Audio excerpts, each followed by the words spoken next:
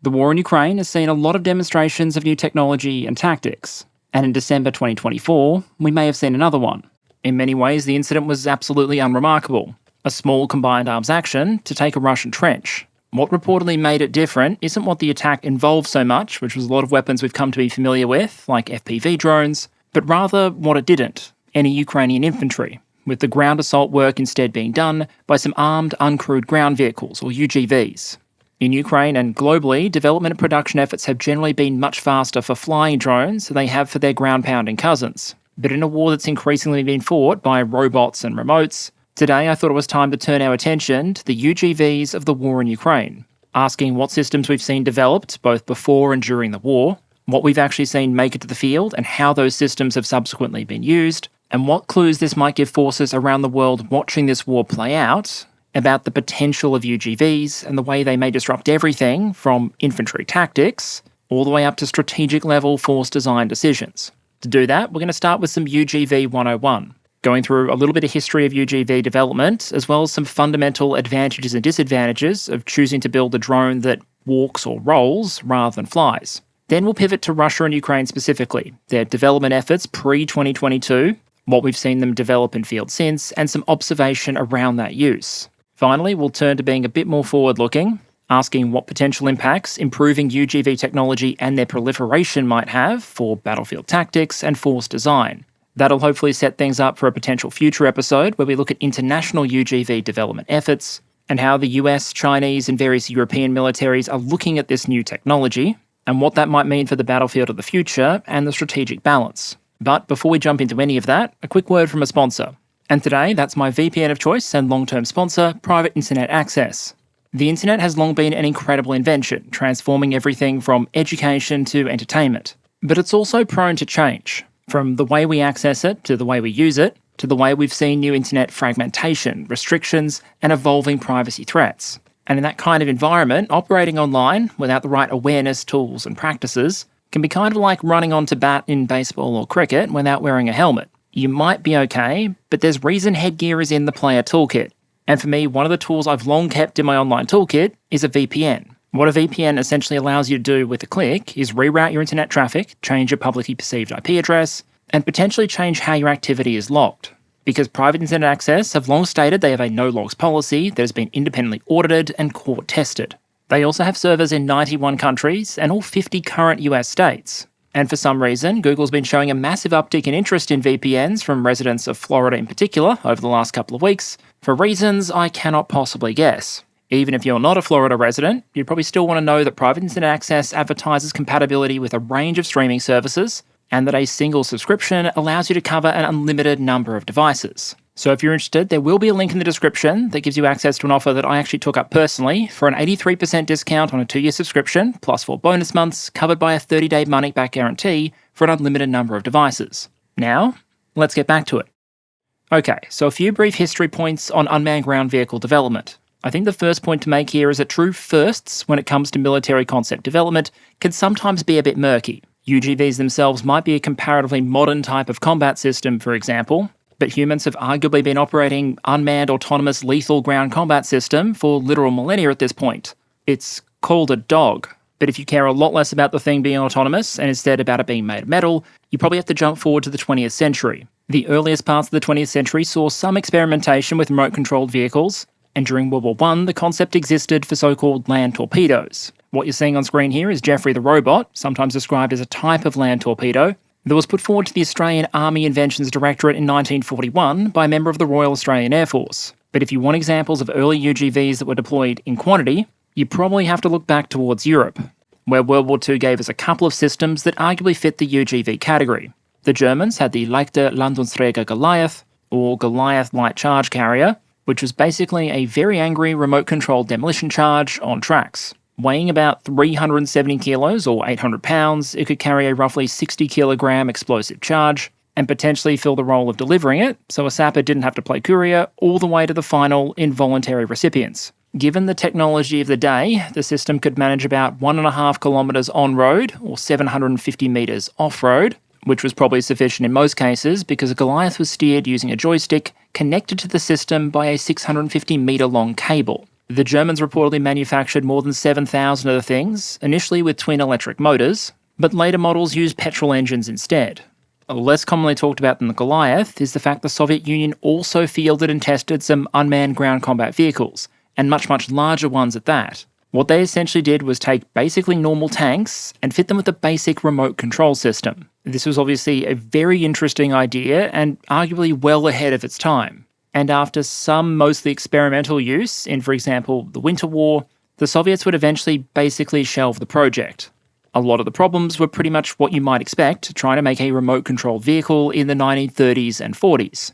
The communication and control system was short-ranged and unreliable. Because you were essentially using a normal tank, you weren't getting any advantages in terms of lower profile, for example, by switching over to an unmanned configuration. Plus, the operators were trying to use these things without any of the modern technological enablers. There was, for example, no onboard video feed. You needed to be able to watch the vehicle and guide it that way. You also didn't have a crew inside the vehicle to handle things like repairs or reloading. And given that, especially in the Soviet Union of the 1930s and 40s, high technology systems were expensive, while private conscriptive engineers' mates were not, while also generally being much more effective, the logic just wasn't there at the time to support wider scale investment. But I still think the Soviet programs and developments should be noted and acknowledged. Through the latter part of the Cold War era, a lot of international development effort focused mostly on small UGVs that could be remote operated in incredibly hostile and dangerous conditions. Basically cases where the fact your average bot was going to be much slower, less effective and less responsive than a human was compensated for by the fact the environment itself was hostile to human existence. The Soviets would operate units at Chernobyl, for example, and get their first rover to the moon in 1970. But in the military context specifically, a lot of UGV development and fielding effort in the late 20th and early 21st century focused on things like EOD and combat engineering. Think small robots that could be used to deal with potential bombs or unexploded ordnance, so a human didn't have to. This role was arguably ideal for the UGV technology of the era for a range of reasons, not least of which being that these were scenarios where the systems could be kept under very close human control and supervision, while also being in environments where you really don't want to put a human if you don't absolutely have to.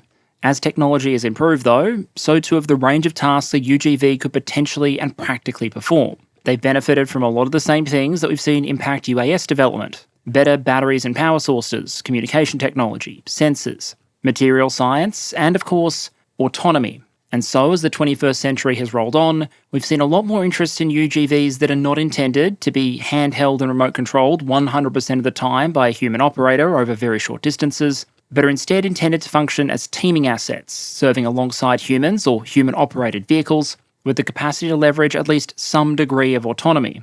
Which brings us to the claims of what reportedly happened in Ukraine in December 2024. The reports originate with the Ukrainian National Guard Brigade that claim that dozens of units of robotic and unmanned equipment were used in an assault near the village of Lyptsi, north of Kharkiv, with the usual combination of reconnaissance and FPV drones operating alongside machine gun-equipped ground combat systems instead of infantry, with the report then being picked up on international news organisations and internet commentators, some of whom were quick to characterise this as a historic first, the first case of an assault like this being carried out without the participation of human infantry. For my part, I'd be deeply cautious in at least two ways when we look at this as a potential historical development. Firstly, because at this point we only have access to reporting about the incident, not extensive video and photographic evidence, meaning we can't be sure exactly what this operation looked like and what role human personnel played. And secondly, because I think there are decent odds this may not actually have been a first if it did occur. UGVs have been used on a number of occasions in Ukraine, offensively and defensively, and so it's entirely possible there have been other cases of Ukrainian or Russian UGVs being used to attack positions without infantry operating alongside them. For example, we have video evidence of multiple Russian UGVs being used as part of an attack back in March 2024. Those platforms do appear to have faced significant difficulties, with several seemingly being destroyed by Ukrainian FPVs. Because apparently in the Ukrainian version of weapon system rock, paper, scissors, drone counters just about everything, including drones. But this incident and others like it hopefully demonstrate that the Ukrainian operation wasn't exactly a historical bolt from the blue. What may have made this reported engagement stand out, however, are two elements. Firstly, because the reported scale of the attack, with dozens of units being used, is significantly larger than the often piecemeal UGV engagements that we've seen evidence of in the past. And secondly, simply because it was reported. This is a war where, for every story told, a dozen more anonymously fade into history. But I don't think that should take away from what this might say about the direction history is now going. A world where ground battles, albeit at this stage very small ones, can potentially be fought without humans taking the field themselves, as the technological boom potentially intrudes on and augments the traditional role of the infantry. And with that technological boom, we've seen a Cambrian explosion of sorts when it comes to different UGV types. And so if you're looking to build a battle bot or understand the different types out there, I'd ask at least 3 interrelated questions. How does it move? What does it do? And how big is it? A big question up front is what you're going to want your UGV to do. As we'll discuss a little later, there are UGV designs active in Ukraine intended for a range of different missions, from frontline combat to EOD and engineering to cargo carrying and ISR. There are also general utility drones intended to fill a range of functions by swapping out their module or payload. Based on that intended mission, you're then going to have to pick a propulsion and a size. Propulsion option basically comes down to what sort of environment and conditions you want to optimize your platform for. And here you have the 2 traditional choices, tracks versus wheels. But for drones, unlike manned systems, at least so far, you also have a third option, legs. This is most commonly seen in what you might colloquially know as robo-dogs, and generally involves sacrificing speed and efficiency over ideal terrain in exchange for greater flexibility over shorter distances. Although so far you'll very much struggle to find a robo-dog that can match the speed or intelligence of a well-trained police or military actual dog. They can, however, eat electricity and be made bulletproof, which is something your average German Shepherd is going to struggle with. The scale trade-off then is also going to be closely related to the mission. The larger you go, the more flexibility you have with payload. But the more expensive, hard to deploy, and less disposable the system is likely to be. At one end of the spectrum, you can have very small UGVs that can even be man-portable, that is, picked up and deployed by a single person, or at most, by a small team. I would fit little EOD bots or mine layers into this category. Then you have larger, what I would call lower echelon systems that aren't intended to be carried or deployed by a single person, but instead are the kind of assets you might want to pair with forces at a section, platoon, or company level. The Themis you see on the right there, for example, comes in at about 1.6 tonnes and can support the infantry by carrying everything from ammunition and cargo to a mortar to an offensive weapon system to advanced sensors to casualties for casualty evacuation. Take a step up again, and you'd be in the category I might describe as vehicle equivalence. And I say equivalence because compared to manned systems with similar missions, all else being equal, an unmanned version can usually be more compact, since you can skip the internal volume that would usually be allocated to something like a crew compartment. Finally, you can have true vehicle replacements, which, as the name might suggest, fit into your organisation structure and fill roughly the same roles as manned vehicles, and may even use the same chassis and a lot of common parts. The only difference is that here you're not putting any people inside the metal box, you're having them control it from elsewhere. Okay, so if that answers the question of what UGV, let's move on to why or why not UGV. What are some of the characteristics that might encourage you or not encourage you to use a UGV compared to some other competitor systems?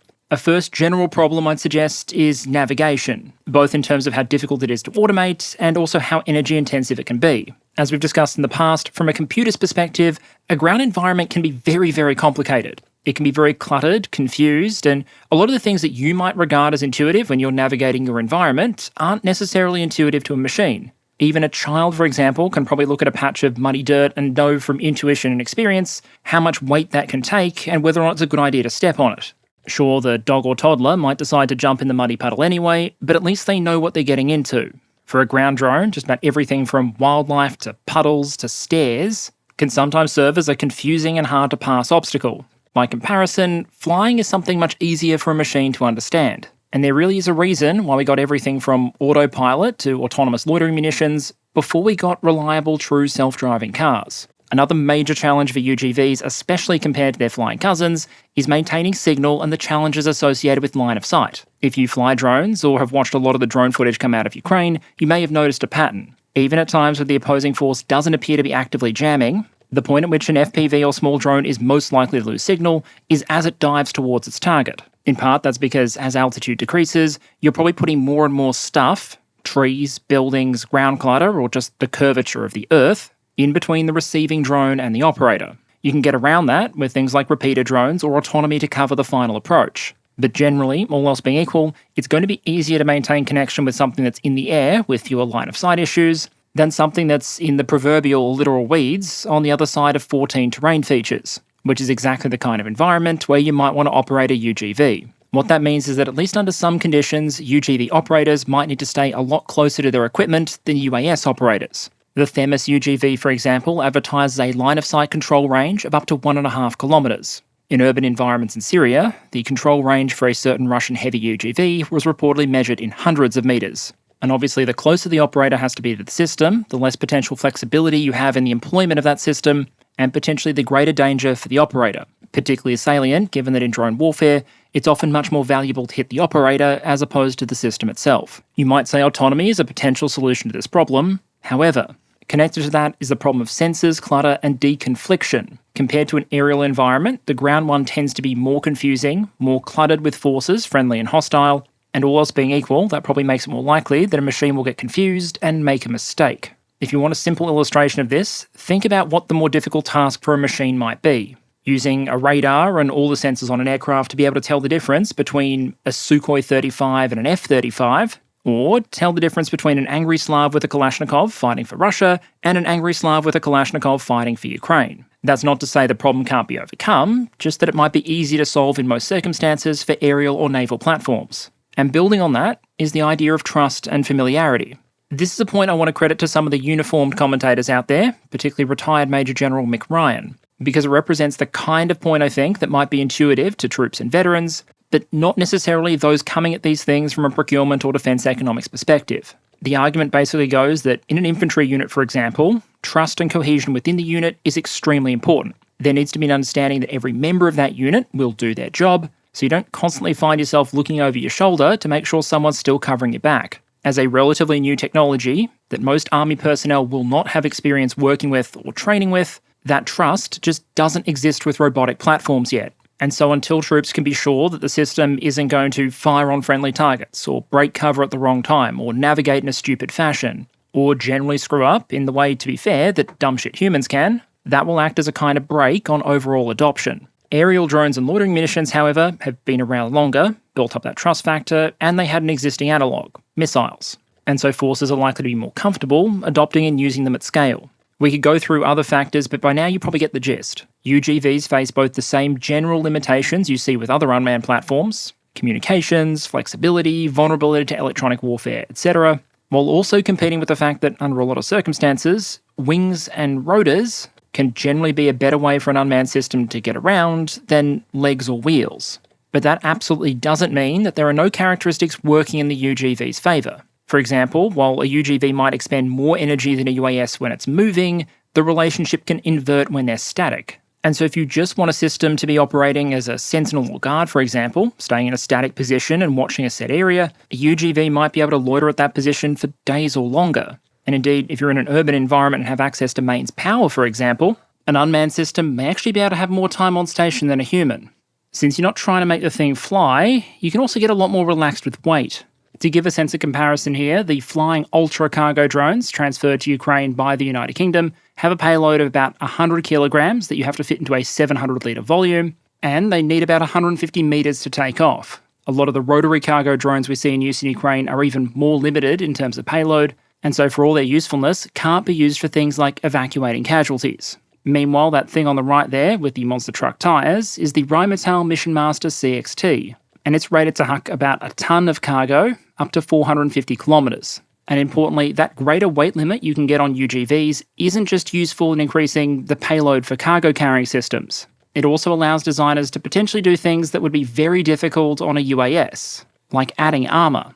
Another key element is that it might be easier to integrate a UGV into a ground unit than it would be a larger aerial drone. Sure, infantry, mechanised and armoured units might be able to carry around smaller systems, but it might be difficult to make a larger runway-dependent drone truly organic to a lower echelon ground formation. With a UGV though, that might be less of a problem. You can give the section or platoon their robo-dog or mini-tank, and basically adopt the thing if they want. They can keep it around, train with it, name it, potentially twice if they want one name for field use and another that's more senior officer friendly, and basically make it an integrated part of the unit's kit. And so with those general points in place, let's pivot to talking about Russian and Ukrainian UGVs specifically. Obviously, many of the UGV programs we've seen active in Ukraine didn't pop out of nowhere on February 2022. They owe a lot to development efforts going back years, with Russia in particular having long been deeply interested in the whole UGV concept. particularly when it comes to actual combat employment. In a moment, we'll go through a number of pre-invasion Russian platforms. But the big caveat up front is that a lot of these are going to fit into a pattern that we've seen a lot of times before with Russian development efforts. Some potentially very cool ideas and engineering concepts crammed into interesting vehicles, but ones that were often the result of programs that didn't have the money, time, or other resources behind them in order to iron out the various kinks and then scale up production of a usefully deployable system. But basically what I'm saying is that if you have any self-preservation instinct at all, as I'm going through some of these Russian and Ukrainian designs, do not take a shot every time I say the system was underdeveloped, unreliable, or produced only in small numbers. An example of a relatively light tracked combat UGV would be the Platformer M.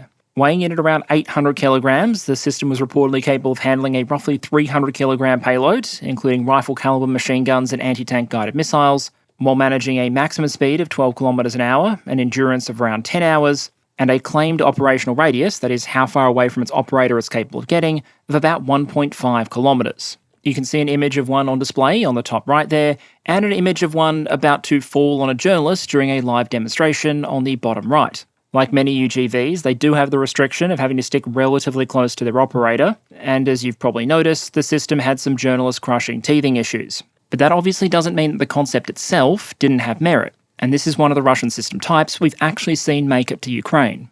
Nerekta is another tactical tracked frontline UGV with a machine gun armament that was highlighted in Russian state media back in 2021. According to the Russian MOD at the time, the Uran-9, which we'll get to in a minute, and the Nerekta reconnaissance and fire support robots were used for the first time within regular force formations during the staging of practical actions of forces at the Zapad 2021 military exercise. The key point there is the evidence as to how the Russian military thought systems like this should be used. In this case, integrated with and supporting regular human troops. The Russians also developed and began marketing a number of UGV designs that weren't armed and intended for various support roles. The Uran-6, for example, is a combination demining and engineering vehicle, advertised as being capable not just of clearing mines, but also with different attachments, digging trenches or moving objects weighing up to 1 ton.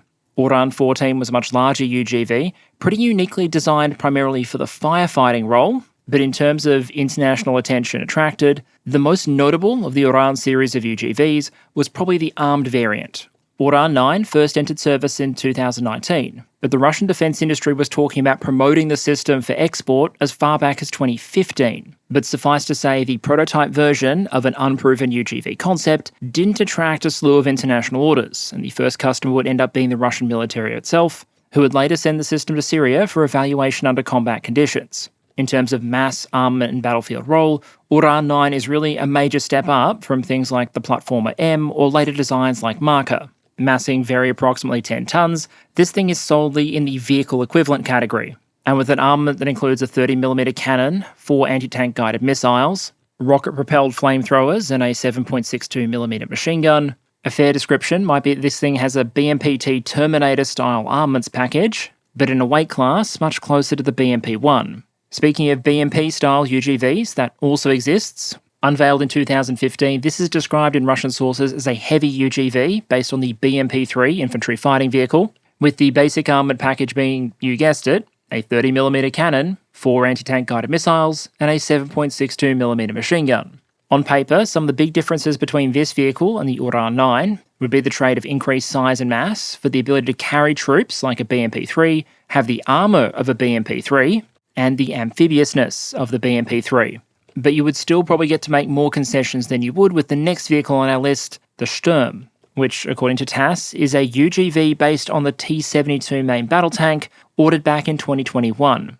We know very little for certain about the Sturm, and we've never seen evidence of one in the field in the open source. But just working from first principles, you can understand why the Russians might have been interested in this kind of vehicle, and also why it might now be somewhat deprioritized. If you're designing a heavy combat UGV, you'd probably be better off starting with a blank slate than with a Cold War era main battle tank design intended for a human crew. But if you're Russia and you have an absolute shit ton of T-72s just lying around waiting for conversion into UGVs, the economics and logistics of the situation might make sense, even if you don't end up with the most ideal possible vehicle. But thanks to the war in Ukraine, Russia's stockpile of pristine T-72s ready for UGV conversion isn't exactly what it once was.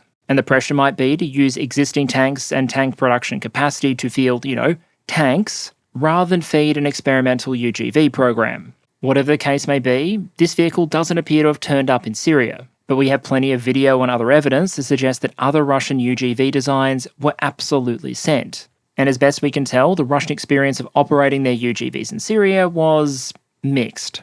One example is the Uran 9. Back in 2018, there was an article published citing the remarks of a Russian MOD official speaking at the Kuznetsov Naval Academy in St. Petersburg, making some statements that are interesting, albeit hard to corroborate. Amongst his observations was that in a battlefield environment that included low-rise buildings, the distance at which an operator could control the vehicle fell to between 300 to 500 metres. Perhaps not ideal given the vehicle was partially designed for urban warfare scenarios where buildings are an occasional feature. He noted 17 reported cases of operators losing connection to their vehicles for up to a minute at a time, and a few that ran much longer, with one interruption stretching to 90 minutes against an opponent that, remember, didn't really have any EW capability. Other reported issues included the reliability of the suspension, the main armament not being stabilised so the vehicle couldn't fire on the move, cases of significant lag or outright failure in the fire control system, and other factors that reportedly caused the UGV to significantly underperform its armament. And I think it's notable that despite production figures for the system reportedly crossing into the low triple digits, and it being more than 6 years since this Syrian combat experience,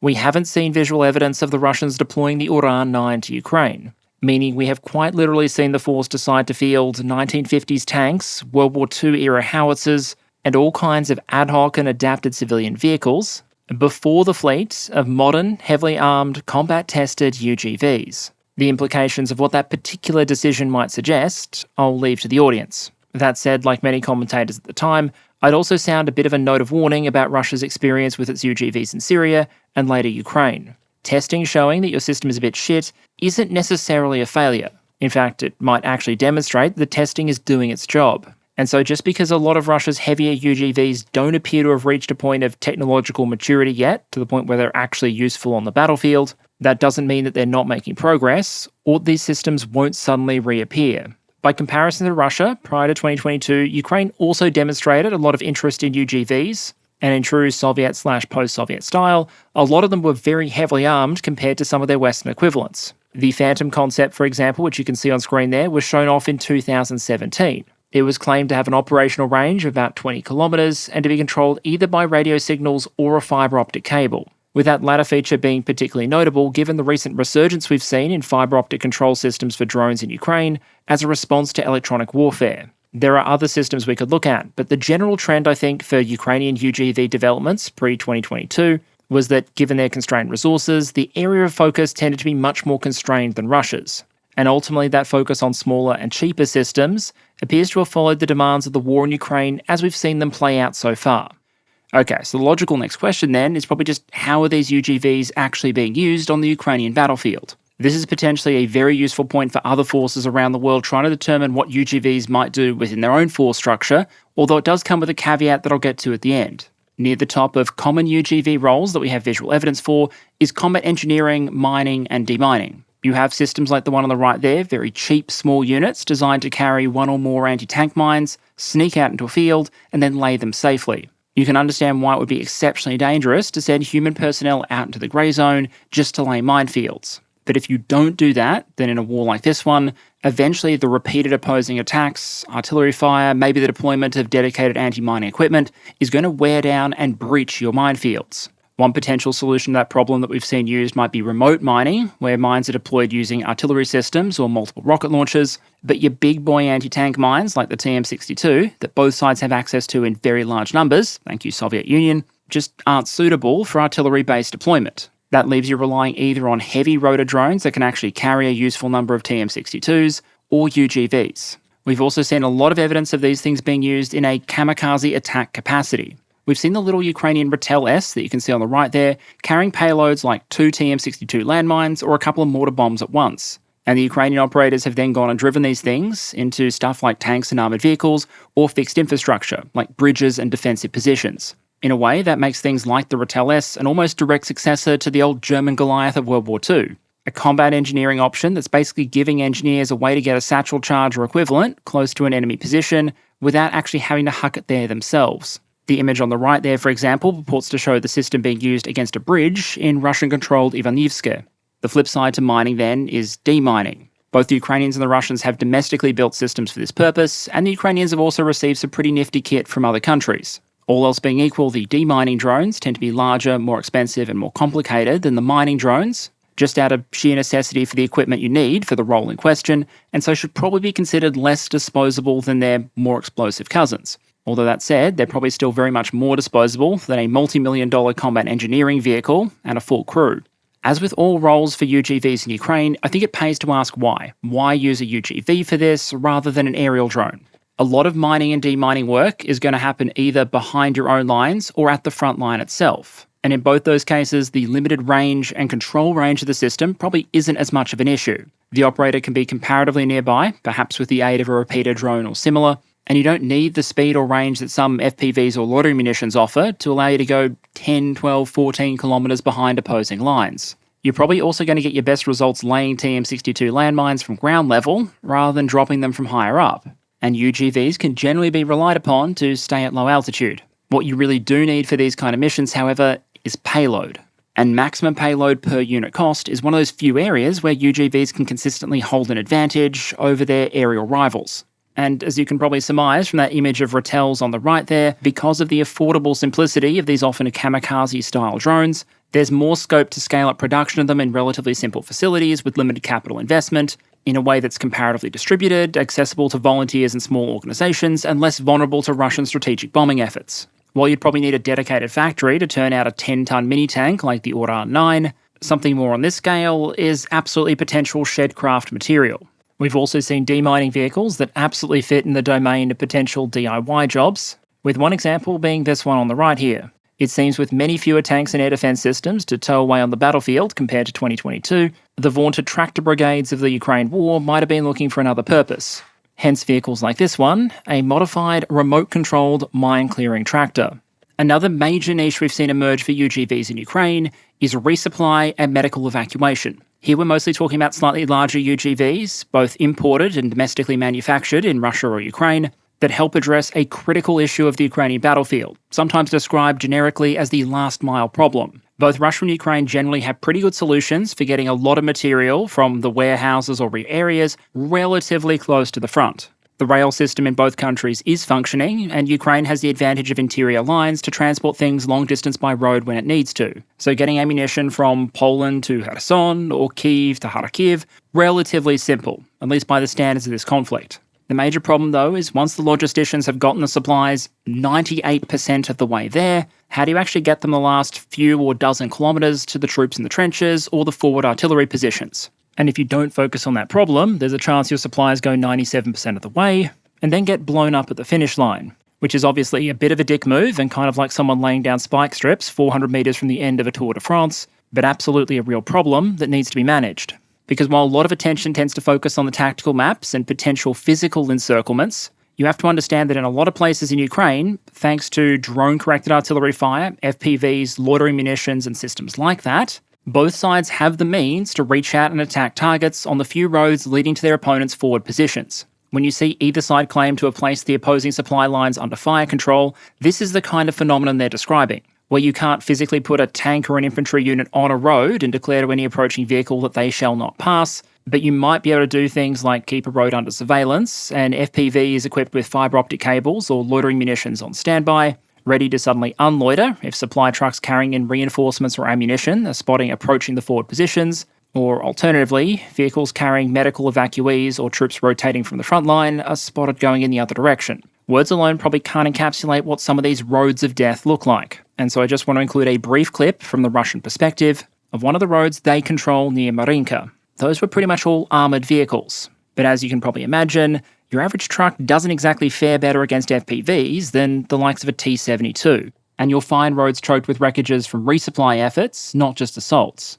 And so I just want to show one additional clip from the Russian perspective, this time reportedly of a road near Pokrovsk, where you have more of that mix of supply and military vehicles. Note that as this footage was playing, it was obviously filmed by a Russian on a motorbike, which potentially offers that combination of speed and the ability to manoeuvre around obstructions like these ones. And while that, for YouTube purposes, I have pulled the audio and applied more than a little bit of blurring, in the original version, which I'll link in the description, it is abundantly clear that the bloke on the bike is not having a great time. But even this is probably enough to give you a sense of the kind of pressure that some of these supply routes are constantly under.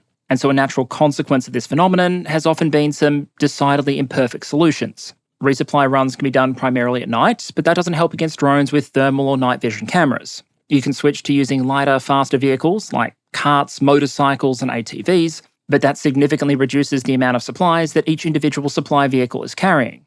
And so even though each individual unit might be less likely to be hit and intercepted, you're going to have to significantly increase the number of vehicles and personnel that you're putting at risk in order to move that same throughput. I've seen sources from some units, both Russian and Ukrainian, describing a kind of Marian mule solution to the problem, where troops on foot are actually responsible for some of their own resupply activity. While in other cases, as dark as it sounds, the answer is just to send fewer supplies forward and bring fewer people back. That means wounded who might require medical evacuation not getting it, troops who should probably be rotated not rotating, reinforcements that should be sent not making it, and troops in frontline positions having to fight with less ammo, not because there is no ammo available, but because there is no safe way to reasonably get it to them in appropriate quantities at acceptable cost. Cargo UGVs represent a kind of compromise solution to the problem. A system that might be able to carry 500 kilograms or a ton of cargo is still a useful amount of ammunition to reach a forward position and is capable of carrying the weight of troops that need medical evacuation. The Themis UGV you see on the right there, some of which have been sent to Ukraine, is configured to carry up to 2 medical evacuees at a time. On the other hand, especially if you're using them for ammunition resupply, for example, they're ideally small enough and cheap enough that it's going to be much more difficult for your opponent to inflict so much attrition on your supply lines that you can't afford to maintain them. And this is again exactly the kind of scenario where you can imagine the relative weaknesses of UGVs being comparatively mitigated. It doesn't really matter if they're somewhat range constrained because you're sending them from behind the lines. As long as they have enough range to complete one run to the frontline positions and then come back, you can refuel the fuel tanks or recharge them then. They're mostly operating in your territory, which should make communication and maintaining signal easier because you're not getting as close to opposing electronic warfare emitters. Plus, of course, you can set up additional communication and repeater infrastructure. And even though UGV navigation and autonomy functions can be a bit special at times, fortunately, the navigation and routing challenge on these kind of missions is likely to be comparatively easier than something like a direct infantry support role. They're probably following a well-understood supply route that can be surveyed and programmed in advance. It's not exceptionally time-sensitive if the machine gets confused for a couple of minutes or loses signal. The noise the systems produce probably doesn't matter much as if you were accompanying a stealthy infantry unit on a reconnaissance patrol at night. And if the worst should happen and the system breaks down or permanently loses connection and isn't able to autonomously reach either its destination or starting point again, at least it's breaking down on a known supply route on your side of the lines. Where getting to it, repairing it, recovering it, or re-establishing communications is, all else being equal, likely to be easier. Also, given their metal construction and much lower profile, a UGV like this might also fare much better against artillery shrapnel from a miss, for example, than an unarmoured supply truck with some squishy humans in the cabin. None of this is to say that UGVs are a perfect solution to this supply problem or they're being used in huge numbers. But for commanders who don't otherwise feel that they can risk attempting to send supplies forward or bring evacuees back, they might be an option. And it's an option we've seen both the Russians and Ukrainians appearing to invest in. The system you see on the right there, for example, the Ukrainian Protector, is pretty much designed for that role. It's basically a small wheeled robotic utility vehicle, reportedly capable of carrying up to 1.5 tons of cargo. In its basic configuration, it's not armed, it's not particularly well armoured, and it doesn't have much in the way of bells and whistles. But it's meant to be relatively cheap, simple, and capable of doing supply runs to forward units while being controlled by an operator that might be 10 or 12 kilometres away from the system. And while yes, there's no reason that a system like this wouldn't still be vulnerable to a lot of the same threats that supply trucks face, replacement UGVs can be manufactured in a factory. New truck drivers can't. We've also seen a number of formal and informal efforts on the Russian side focused on this kind of resupplying casualty evacuation mission, and I've got illustrative examples of 2 main types on the right there. Some sources suggest that Russian forces have received and experimented with UGVs with the capacity for about 91 kilograms of supplies or a single medical evacuee, and there have also been some efforts to install things like electronic warfare jammers on the UGVs to protect them against FPV drones. There are also reports of the Russians experimenting with using UGV-mounted jammers as a standalone function, sending jammer-equipped UGVs ahead of troops and other vehicles in order to provide yet another layer of counter-UAS protection. The system on the bottom right is even smaller again, and is reportedly called Courier, with one of its key distinguishing features being that it's claimed to cost about 1 million rubles, roughly $10,000. making it a pretty uneconomical target for artillery or any long-range precision weapon that might be fired against it, and significantly cheaper than some of the more official Russian designs we discussed earlier. Way back in 2022, I believe, we discussed some of the key ways forces try and survive on the Ukrainian battlefield. Generally speaking, you can dig deep, move fast, or not be worth shooting at. And many of these Russian and Ukrainian designs appear to be moving further in that direction than conventional full-size supply vehicles. I should also note that while that comment about testing UGV-mounted jammers to protect other parts of the force is obviously relevant, most of the feedback I've seen so far in open source suggests that that kind of support role function for UGVs, where they're operating closely alongside frontline forces and trying to protect or assist them, isn't really yet at the point where it should be considered widespread, systemic, or without some very rough edges. I saw one comment from Ukrainian, for example, suggesting that taking a UGV along to support infantry during a patrol wasn't really ideal because of how loud and easy to detect the thing was. This is incidentally probably one of the reasons we've seen UGV designs in other countries sometimes use a dual propulsion option. The Rheinmetall Mission Masters, for example, have both a diesel engine to give the system range and horsepower, but the CXT version can run silent for about 50 kilometres on its electric propulsion alone. That said, I think it's fair to say that a lot of these direct support roles for UGVs in Ukraine are still very much in the early phases, with a lot of further development and maturing still to go. The use case that tends to get a lot of media attention, however, is the use of UGVs armed with guns, rockets, or missile systems as frontline combat assets. Here we've seen both sides deploy systems in this kind of role, although notably, even on the Russian side, a lot of the combat UGVs we've seen aren't those larger pre-war designs like Uran-9, but instead smaller, cheaper units. A basic platform with a remote weapon station carrying a machine gun, automatic grenade launcher, or rocket armament. Because of how comparatively rare UGVs are in Ukrainian and Russian service compared to UAS, the pool of available data on this kind of use case is much smaller. We're talking potentially 2 orders of magnitude difference between the number of FPVs that are used and the number of combat UGVs that are used. But an interesting observation is that of those UGV attacks that we've seen reported by both the Russians and the Ukrainians, it usually hasn't been a case of a single bot or a small cluster of bots operating closely alongside friendly infantry, but instead all robotic attacks. Whether that be a single unit, like a Ukrainian UGV attacking a Russian trench back in 2024, or larger actions like the Ukrainian one we described earlier, and some Russian equivalents. That isn't to say there isn't cooperation, or that gunbots aren't being integrated into offensive or defensive plans alongside human infantry and manned vehicles. Just that the cooperation, a lot of the time but not universally, tends to be a bit more arm's length. While we have evidence that this has worked at least occasionally, I think we have at least 2 data points speaking against general effectiveness. The first is anecdotal, cases of both sides saying that the opposing UGVs were knocked out comparatively early and weren't able to overtake their positions. And the second being, if this had worked the same way things like FPVs have worked, it seems logical that both sides would have given higher priority to developing and rolling out these systems. Instead, while they have been scaling, it's at nowhere near the same level. Speaking with a relatively low level of confidence, because we're mostly dealing with anecdotal information here, I would suggest that on balance, we've probably seen UGVs, and especially just basic remote weapon stations, used far more in a defensive role than in offensive ones. Think units bulking out their defensive positions or trying to cover more frontage more effectively by using remote-controlled machine guns, grenade launchers, or anti-tank weapons. At an intuitive level, this would make a degree of sense. In a mostly static defensive role, it doesn't matter if a UGV isn't particularly good at navigating and understanding its environment or moving long distances, because it's not moving. In this kind of role, you could argue that UGVs or in-place remote weapon stations have several loose historical analogues. They're part World War I periscope rifle because they allow troops to fire on the enemy without exposing themselves outside of their fortifications, part landmine because of the role they potentially play in slowing or breaking up enemy assaults, while also potentially allowing a smaller number of humans to effectively defend a larger area, especially if, for example, operators were able to monitor multiple units at the same time, jumping in to assume active manual control as necessary. Systems primarily intended for this kind of defensive role can also potentially be even cheaper and even simpler. We've seen designs, for example, that discard the mobility system entirely and basically function as an in-place turret, which means you're saving a lot of energy consumption, engineering complexity, cost, while potentially making an even smaller, more difficult target. Given the successes we've seen for remote weapon stations on everything from armoured vehicles to naval drones, I think it's reasonable to assume that if the war in Ukraine maintains its relatively slow-moving, attritional trench war character, we're likely to see further experiments and deployments of these kind of systems being used to augment those defensive positions. But even if the offensive role for UGVs is potentially more complicated than the defensive one, I'd suggest both sides probably still have pretty strong imperatives to pursue and experiment with it, in part because, for all of their advantages, FPVs aren't really an asset that can hold ground. Even after thousands of years of military technology development, that's still pretty much the domain of the infantry.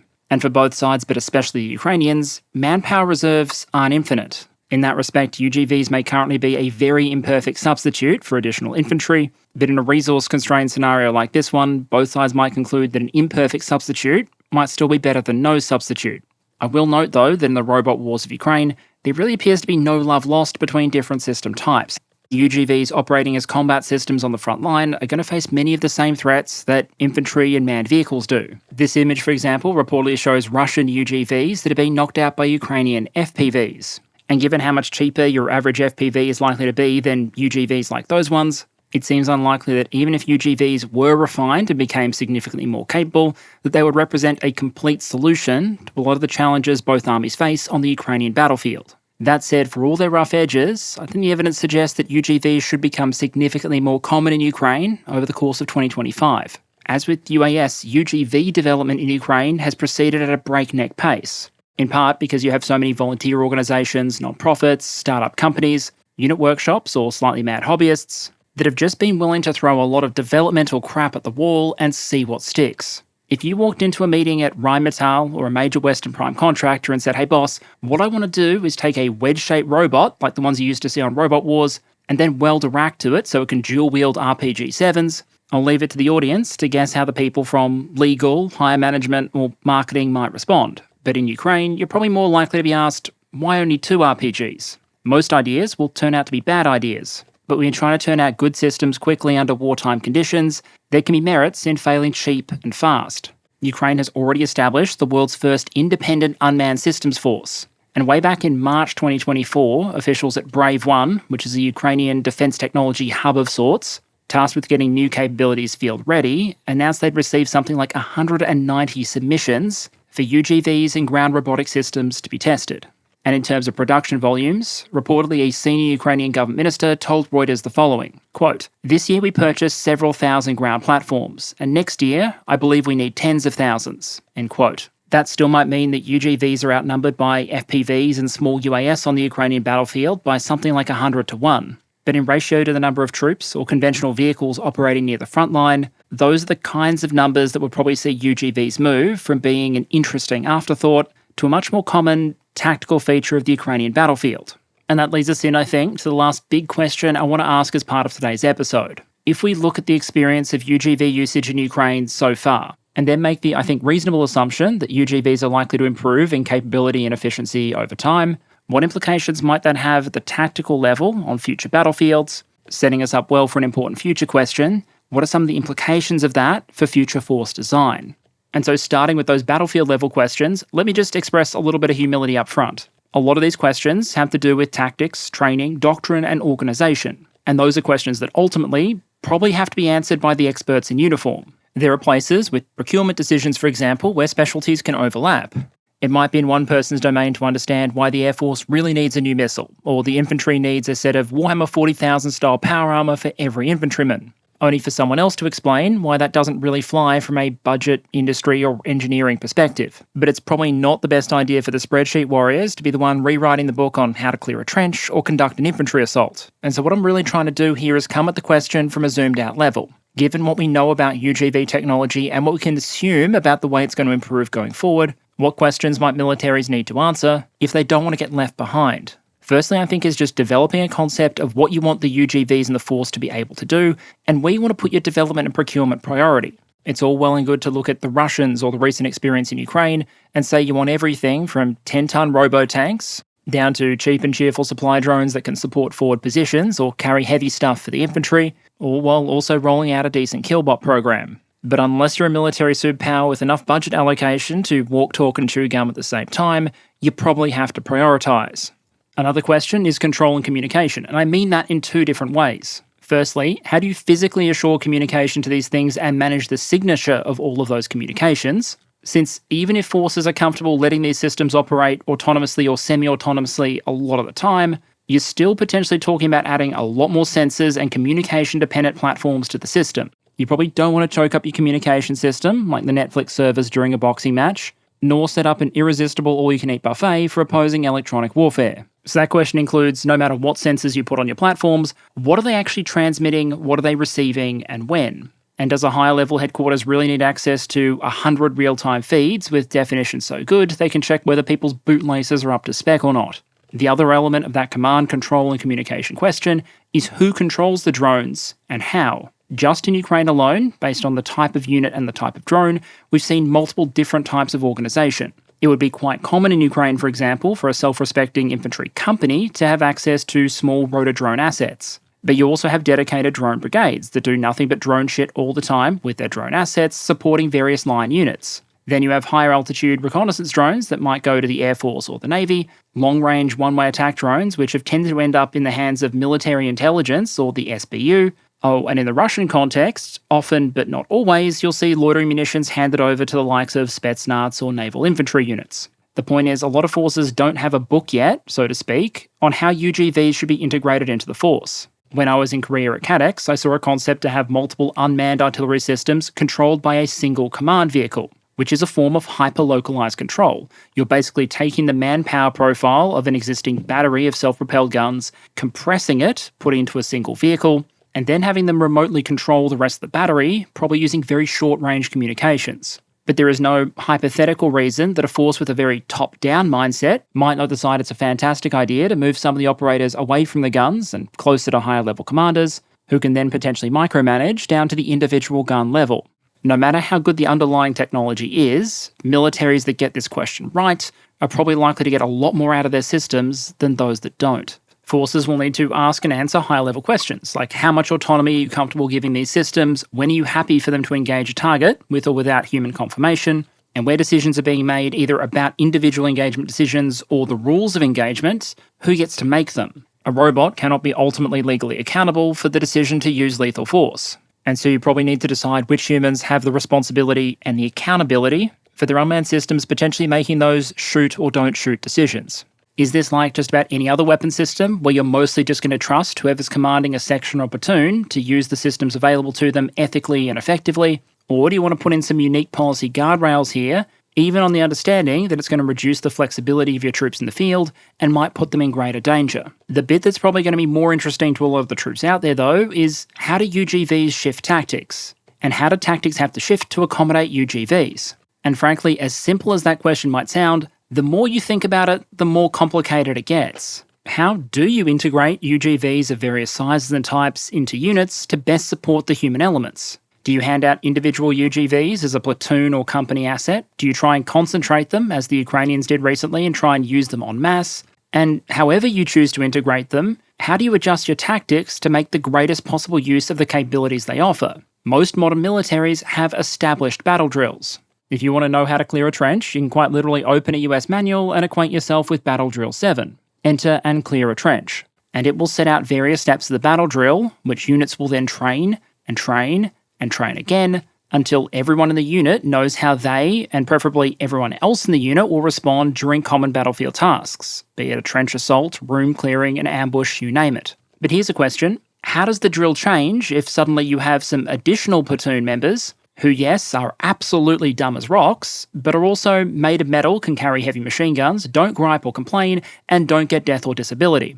And so they can potentially be used to support the wider unit in a way that just another rifleman probably couldn't. The image I have on screen there is probably a good example. In an ordinary all-human unit, for some reason, it would probably be frowned upon if you took the most junior member of the team, told them to strap on an additional vest, and then use private bullet sponge as a bit of mobile cover. But in a pinch, a robotic team member might be able to fill that function.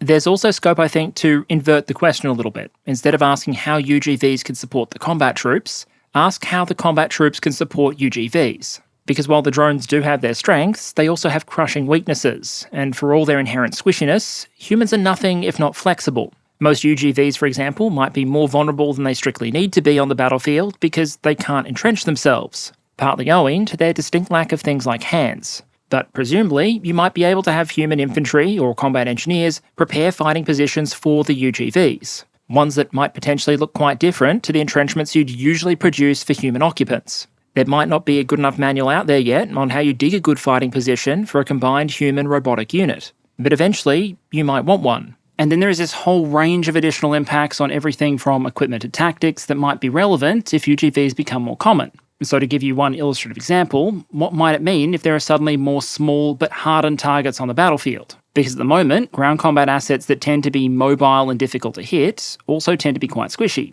like people. And to deal with them, troops tend to have access to weapon systems that can deliver a lot of volume of fire or area of effect, small arms, grenade launchers, mortars. But what do you do if you're an infantry unit breaking into an opposing position and you run into something like this thing? It's a Ukrainian concept. I'm not describing this as a definitive design, but it illustrates the problem quite well. It wouldn't be that difficult to come up with an armour scheme for that gun shield that can pretty much just shrug off 545 or 556. And so if this thing is in a hull-down position, or if armour gets added to the bottom section as well in future designs, this might be an example of a small and numerous tactical problem that can't be readily resolved by just mag dumping it, especially if the autonomy improves along with the reaction time, and the bot develops a bit of a twitchy trigger finger for that machine gun armament. The solution probably shouldn't be to assume that you have all the time in the world to make careful aim shots against the sensors and optics. And most forces do already give their infantry tools to deal with armoured and hardened targets when they encounter them. Think things like rocket launchers, recoilless rifles, or anti-tank guided missiles. And sure, I don't think we've seen any UGVs fielded in Ukraine yet that wouldn't be junkyard ready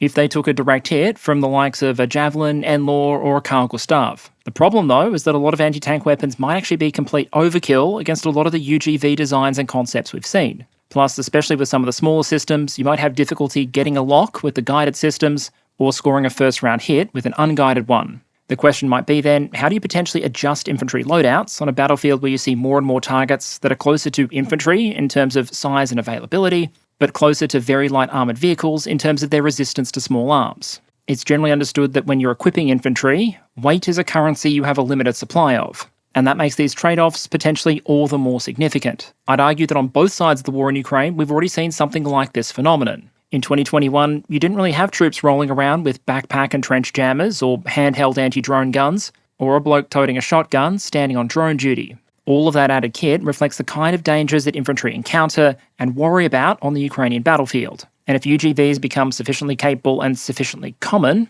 you can imagine human troops looking to their own kit to find a better answer to the problem. Another tactical quirk might be the implications of the fact that you can't really suppress a UGV in the conventional sense. When the rounds are whizzing overhead or landing all around, many humans are going to have an instinct to take cover.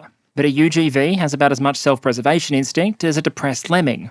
It is, by definition, absolutely mission-focused. And so if a group of them are defending a beach or holding a trench, it might not be enough to send thousands of rounds downrange or drop artillery around their position. It presumably wouldn't be enough to suppress them, you'd have to destroy or disable them. There are other tactical questions that UGVs might raise that we could go into, but I think instead it's time to make a broader point. And that's that I'd argue it would be a misstep to assume that the types of capabilities UGVs have and the missions they can do today are the only capabilities they'll ever have and the only roles they'll ever be able to fill. Key limiters are the ability of small UGVs to function as effective, reliable frontline combatants, for example, currently include the vulnerability of their communications, and the fact they sometimes demonstrate the navigational ability of a 6-year-old with an upside-down Melways. It's a pretty safe bet, though, based on what we've seen with other systems, that autonomy is likely to improve, and with it, both navigation and communications vulnerability might become less of an issue.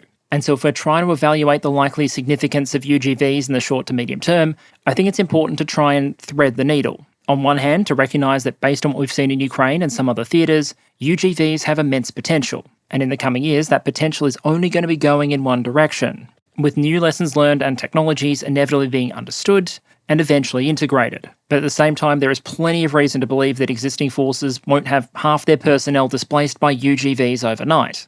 Not every battlefield is going to be the Ukrainian battlefield, which arguably has a lot of characteristics that lend themselves to UGV use. A highly attritional trench war is basically the ideal conditions for a highly attritable system with limited navigational ability. There's also the problem posed by competitor systems, both organic and not. UAS and loitering munitions can have a lot of advantage over ground platforms, and it's easier to teach autonomy systems to fly them.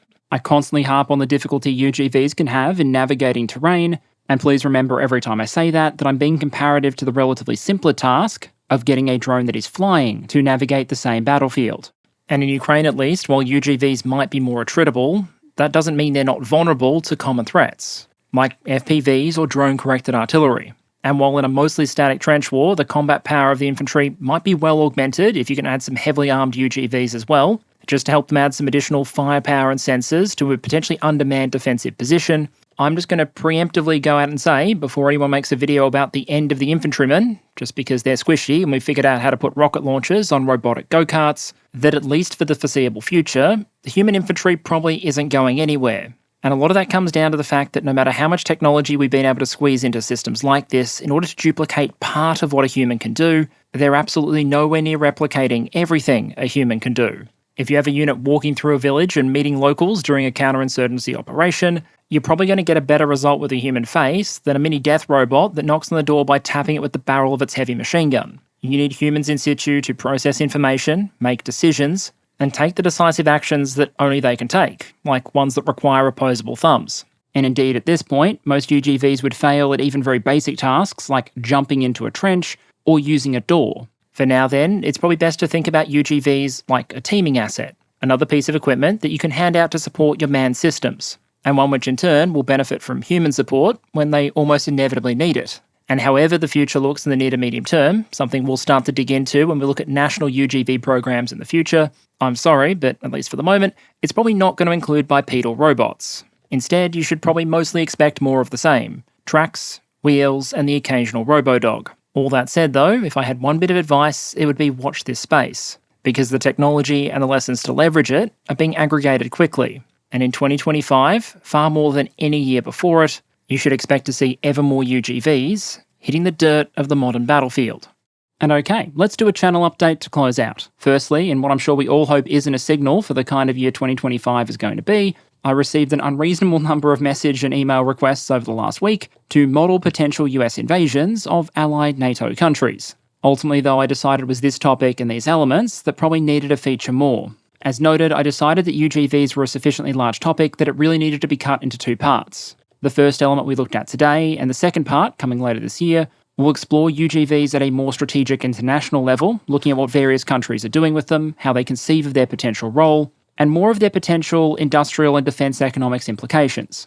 I don't have a specific release date in mind, but the plan is to put it in the pipeline. In other update news, I've penciled in Wednesday this coming week for our first new Peru Gaming content, just to allow me a little bit of time to get the hang of the editing again, and you should expect to see a new topic prioritisation poll on the Patreon around the same timeline. Until then, thank you very much to all of you for your ongoing engagement and support. My very best wishes to all of you, and a particular note for those of you in California or with friends or family there. If there's one type of natural disaster an Australian can understand, it's fires like those ones. And so do you and any other listeners that might be facing danger or distress anywhere else in the world. Please do stay safe, and I hope to see you all again next week.